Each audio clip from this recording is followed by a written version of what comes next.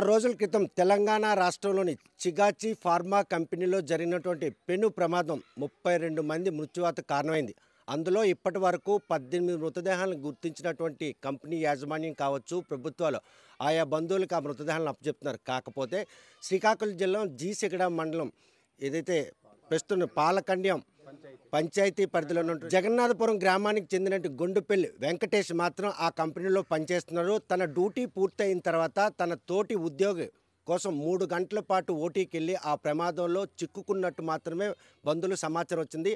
6 రోజులు కావస్తున్నా అసలు వెంకటేష్ జాడ తెలియకపోవడంతో బంధువులందరూ ఆందోళన వ్యక్తం చేస్తున్నారు. ప్రస్తుతం ఆయనతో సన్నిహితంగా ఉన్న ఫ్రెండ్స్ కావచ్చు, బంధువులందరూ కూడాను ఇంతకీ ఆయన బ్రతుకున్నారా లేదా, ఒకవేళ ఆ ఘటనలో కనుక ఆయన ఈ లోకం విడిచి వెళ్ళిపోతే కనీసం ఆ పార్థివ శరీరాన్ని కూడాను 6 రోజులు కావస్తున్న తెలంగాణ ప్రభుత్వం ఇప్పటివరకు ఇవ్వకపోవడం, మరోవైపు ఎక్కడో సుదీర్ దేశాల్లో మృతి చెందిన వాటి మృతదేహాలను మనం తెప్పించేందుకు ఉత్సుకత చూపిన ఆంధ్రప్రదేశ్ ప్రభుత్వం ఇప్పటి వరకు కూడాను శ్రీకాకుళం జిల్లాకు సంబంధించి ఒక వ్యక్తి ఆ ఘటనలో మృతి చెందితే ఆ మృతదేహాన్ని తెచ్చేందుకు ప్రభుత్వం తరఫున కనీసం నెగోషియేట్ చేయకపోవడం ఈరోజు ఈ గ్రామంలో మాత్రం విషాదం అనుకున్నాయి. 6 రోజులైనా కూడా తండ్రితో పాటు మరో 4 ఆ కంపెనీ దగ్గర కొడుకు మృతదేహం కోసం ఆయన ఆరాటపడుతుంటే ఇప్పటికైనా కనీసం ఆ పార్థివ శరీరమైన గ్రామానికి తెచ్చినట్టయితే చివరి చూపులు చూసుకునే అవకాశం ఉంటుందని ఆశగా ఎదురు చూస్తున్నటువంటి గ్రామస్తులు మాత్రం ఆయన్ని పార్థివ శరీరం వస్తుందా లేకపోతే ఆయన ఉన్నాడా లేని ఒక యోగక్షేమాలు కూడా చెప్పే పరిస్థితి లేదు. ప్రస్తుతం ఆయనతో పాటు సన్నిహితం గ్రామస్తులు మనతో ఉన్నారు. చూస్తే కనుక అసలు ఏం జరిగింది, ఆ రోజు నుండి ఈ రోజు వరకు ఆంధ్రప్రదేశ్ ప్రభుత్వం నుండి కనీసం ఏవైనా ఈ ఘటనకు సంబంధించి ఎవరైనా యోగక్షేమాలు తెలుసుకునే పరిస్థితి? మేము 3వ తారీఖు 1వ తారీఖుని జరిగింది సార్. ఇది సరిగ్గా ఇంతవరకు దానికి పంపించడం లేదు.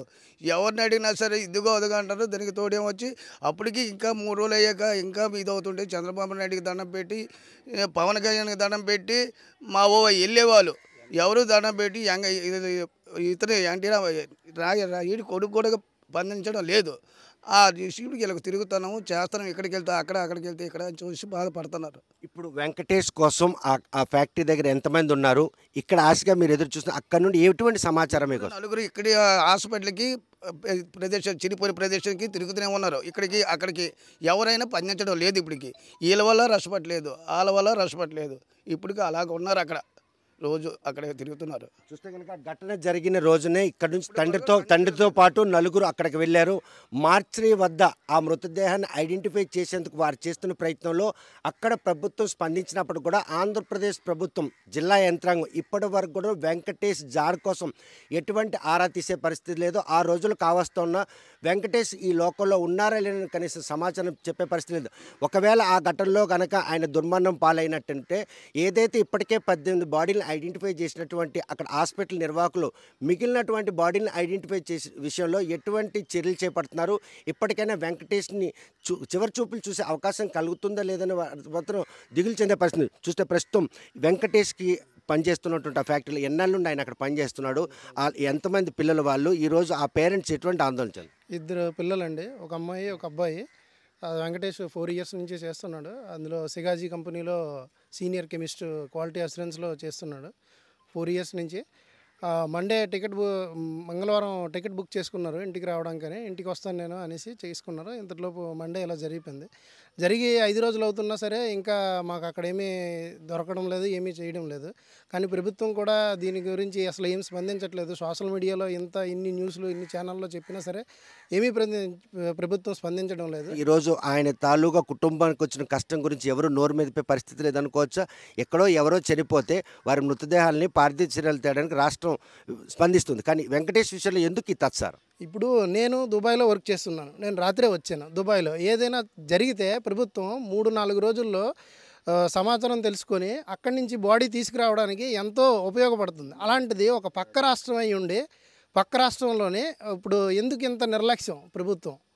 ఇప్పుడు మా మామయ్య వాళ్ళ అబ్బాయి చనిపోయింది. మా మామయ్య వాళ్ళ అబ్బాయి అక్కడప్పుడు 5 రోజుల నుంచి వాళ్ళు తిండి తెప్పలు లేకుండా హాస్పిటల్ నుంచి ఫ్యాక్టరీకి, ఫ్యాక్టరీ నుంచి హాస్పిటల్కి చూసి ఎప్పుడు ఏది మనకు తెలుస్తుందో అనేసి అక్కడ ఎదురు చూస్తున్నారు.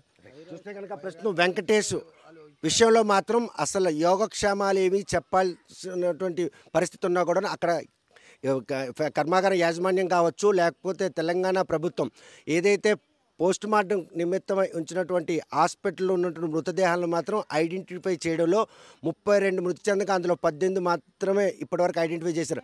మిగిలిన వారిని ఐడెంటిఫై చేసే విషయంలో మాత్రం తత్సరం పొరుగు తెలుగు రాష్ట్రాల్లో జరిగినటువంటి ఈ ఘటనలో ఆంధ్రప్రదేశ్కి చెందినటువంటి ఒక యువకుడు ఎంప్లాయ్ చనిపోతే కనీసం ఆయన్ని తేయడానికి కూడా తత్సారం చేయడం మాత్రం అందరూ మదన పడుతున్నారు. చూస్తే వెంకటేష్ విషయంలో వాళ్ళ అమ్మగారు ఆరోగ్యం కూడా బాగాలేదని విన్నాము. అదేవిధంగా ఆయన కూడా తిరుగు ప్రయాణం అంటే ఊరికి రావడానికి రిజర్వేషన్ చేసుకుని నిజమేనా సార్? వెంకటేష్ అనే అబ్బాయి చాలా ఉత్తమైన మనిషి సార్. వాళ్ళ అమ్మగారికి ఆల్రెడీగా మొన్న 1 మంత్ అవుతుంది సర్జరీ అయ్యి. అతను ఆల్రెడీగా మొన్న 3వ తారీఖునకు వస్తామని చెప్పి కూడా ఫోన్ చేశారు. డ్యూటీ చేసి ఓటీకి వెళ్ళారు. ఓటీలో అతను చనిపోయారు.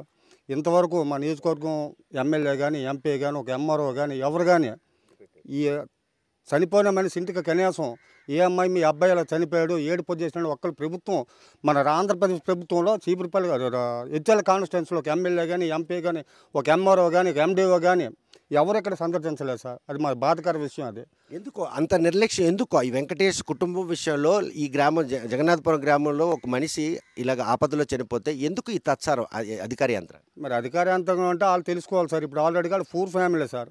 కనీసం వాళ్ళకి ఒక ఎకరం భూమి కూడా లేదు. వాళ్ళు చాలా పూర్ ఫ్యామిలీ. ఓసి తెల కులస్తులు, అన్మ్యారీడ్ కుర్రోడు అన్మ్యారీడ్. ఒక పాప బాబు అయితే పాపకు పెళ్ళి అయిపోయింది. కుర్రోడు ఉంటే ఒక 50-60 సెంట్ల భూమి అతనికి ఆవు కాసుకొని బతుకుతుండే అతను. ఇంతవరకు గవర్నమెంట్ యాక్షన్ తెలంగాణ గవర్నమెంట్ పక్కన పెట్టండి, మన ఆంధ్ర గవర్నమెంట్లోనే ఉన్నా సరే చీపురుపల్లి కాన్స్టిట్యున్సీలో ఒక ఎమ్మెల్యే కానీ ఒక ఎంపీ కానీ ఒక ఎంఆర్ఓ కానీ ఒక ఎండిఓ కానీ ఎవరో కనీసం దర్యాప్తు అలాగే చనిపోయాడు అమ్మ ఏడుపు చేసిన ఆ బుద్ధకంచన కానీ ఫ్యామిలీ కాడ రాలేదు సార్. అంతే అంత దౌర్భాగ్య స్థితి ఉందో సార్ ఆలోచించండి సార్ దీని గురించి. చూస్తే కనుక వెంకటేష్ కుటుంబం విషయంలో ఎందుకు ఇంత కక్ష సాధింపు ధోరణిగా ఆంధ్రప్రదేశ్ ప్రభుత్వంతో పాటు జిల్లా యంత్రం కూడా వ్యవహరిస్తుంది అనుకోవచ్చు. ఆయన ఉద్యోగరీత్యా ఆ కంపెనీలో పనిచేసుకుంటే దుర్ఘటన అంటే జరిగిన ఇన్సిడెంట్లో అసలు ఇంకా వెంకటేష్ బ్రతికున్నాడా చనిపోయాడని ఒక నిర్ధారణ కూడా వచ్చే పరిస్థితి లేదు సార్. ఇప్పుడు ఇది జరిగి 6 రోజులు అవుతుంది. ఈ రోజుకి 6 రోజుల్లో మా పెదనాన్న వాళ్ళందరూ అక్కడే ఉన్నారు. 6 ఉన్నారు అక్కడ. ఎవరికి అటు నుండి అక్కడ ప్రభుత్వం కానీ హాస్పిటల్ తరపున కానీ కంపెనీ తరపున ఎటు నుంచి రెస్పాన్స్ లేదు సార్. ఎంత ప్రయత్నించినా ఇక్కడ మా వాళ్ళకి బాగోలేదు వీళ్ళు కూడా ఇలాగే అవుతున్నారు. కనీసం రెస్పాన్స్ లేదు. మా పని ఒడిస్సా మధ్యప్రదేశ్ ఇలాంటి ప్రభుత్వాలు అన్నీ వచ్చేసారు అక్కడ కంపెనీ దగ్గరికి వచ్చి ఆ యాజమాన్యం వాళ్ళ తాలూకు ఎవరైతే ఉన్నారో వాళ్ళ బాడీస్ని కానీ వాళ్ళ ఇది కానీ తీసుకొని వెళ్తున్నారు. కనీసం మన ఆంధ్రప్రదేశ్ నుంచి ఒక ప్రభుత్వ అధికారి కానీ లేదా మా నియోజకవర్గం ఎమ్మెల్యే కానీ ఎంపీ కానీ ఎవరు వెళ్ళలేదు సార్. మేము ఎంత ఆందోళన చెందినా అసలు కనీసం వాళ్ళు మమ్మల్ని పట్టించుకునే పరిస్థితి సార్. ఈరోజు ఇక్కడ ఈ ఘటన జరిగిందంటే కనీసం ఎవరు వచ్చి కూడా మమ్మల్ని ఇలా జరిగిందట అని కనీసం యోగక్షేమాలు అడిగే పరిస్థితి కూడా ఉంది సార్ మాకు. రైట్. చూస్తే వెంకటేష్ ఆ దుర్ఘటనలో దుర్మరణం పాలు అయ్యారు అని ఒక నిర్ధారణ రాకపోయినప్పుడు కూడాను 6 రోజులు కావస్తున్న నేపథ్యంలో ఈ లోకం విడిచారు అన్నటువంటి దిగులు వారిని వెంటాడుతుంది. ప్రస్తుతం 32 మంది మృత్యువాత పడగా 18 మంది మృతదేహాలు గుర్తించినటువంటి తెలంగాణ ప్రభుత్వం హాస్పిటల్ దగ్గర ఉన్నటువంటి వెంకటేష్ తండ్రితో పాటు ఇంకొక 5 అక్కడే పడికాపులు కాస్తున్నారు. 6 రోజులు కావస్తున్న ఆ పార్థివ శరీరాన్ని గుర్తించేందుకు మాత్రం చర్యలు చేపడుతున్నారనే విషయం కూడా చెప్పకపోవడం. మరోవైపు చూస్తే కనుక ఏ నియోజకవర్గంలోనో ఆ నియోజకవర్గానికి సంబంధించినటువంటి శాసనసభ్యుడు కానీ ఎంపీ కానీ ఎవరు కూడా కనీసం ఆ కుటుంబాన్ని ఓదార్చేందుకు కూడా ఈ గ్రామానికి రాపోవడం మాత్రం గ్రామస్తులందరూ ఆవేదన వ్యక్తం చేస్తున్నారు. ఒక ఆంధ్రప్రదేశ్ పౌరుడిగా దుర్ఘటనలో మృతి చెందిన విషయాన్ని తెలిసి కూడా ఆంధ్రప్రదేశ్ ప్రభుత్వం కూడా నిమ్మక నీరెత్తినట్లు వ్యవహరిస్తుంది. ఎక్కడో విదేశాల్లో ఎవరైనా చనిపోతే ఆ మృతదేహాలను ఆ పార్థివ శరీరాలను తెచ్చేందుకు ఉత్సుకత చూపినటువంటి ఆంధ్రప్రదేశ్ ప్రభుత్వం ఈరోజు ఎందుకు వెంకటేష్ కుటుంబ విషయంలో ఇంత కక్ష సాధింపు ధోరణికి పాల్పడుతుంది?